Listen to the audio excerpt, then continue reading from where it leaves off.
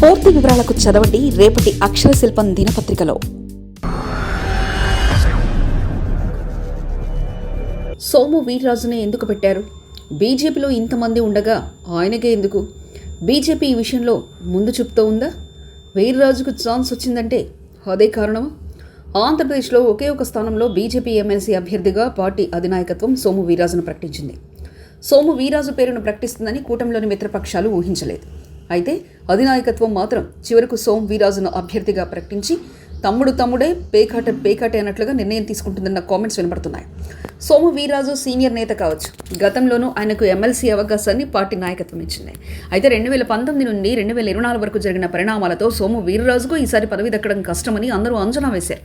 ముఖ్యంగా వైసీపీ అధికారంలో ఉన్న సమయంలో సోము వీర్రాజు టీడీపీపై విమర్శలు చేయడంతో పాటు చంద్రబాబును కూడా లక్ష్యం చేసుకుని అనేకసార్లు మీడియా సమావేశాలు పెట్టి మరీ ఆయన వ్యవహార శైలిని ఎండగట్టారన్న ఆగ్రహంతో టీడీపీ నేతలున్నారు.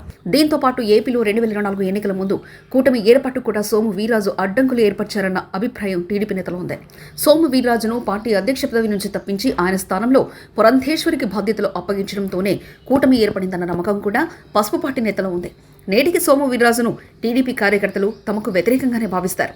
అయితే సోము వీర్రాజు పార్టీని నమ్ముకున్న వ్యక్తి.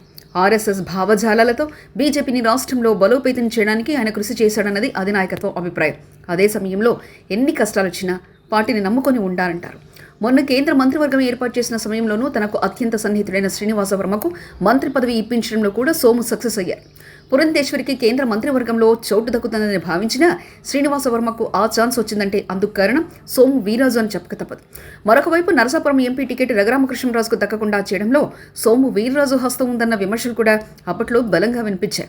బీజేపీ రాష్ట్ర అధ్యక్షుడిగా ఉన్నప్పుడు సోము వీర్రాజు తన బ్యాచ్ను తయారు చేసుకుని వైసీపీకి బీ టీం వ్యవహరించారంటూ టీడీపీ నేతలు గతంలో బహిరంగంగానే ఆరోపించారు. సోము వీర్రాజు బ్యాచ్కు టీడీపీ అగ్రనేతలకు మధ్య కూడా సరైన సంబంధాలు లేవు. దీంతో ఆయనకు ఆ సీటు దక్కదని అందరూ భావించారు. విశాఖకు చెందిన మాధవ్ పేరు బాగా వినిపించింది. కానీ చివరకు బీజేపీ కేంద్ర నాయకత్వం ఉదయం సోము వీర్రాజు పేరు ప్రకటించడంతో ఆయనకు ప్రయారిటీ పార్టీలో తగ్గలేదనేది స్పష్టమవుతుంది.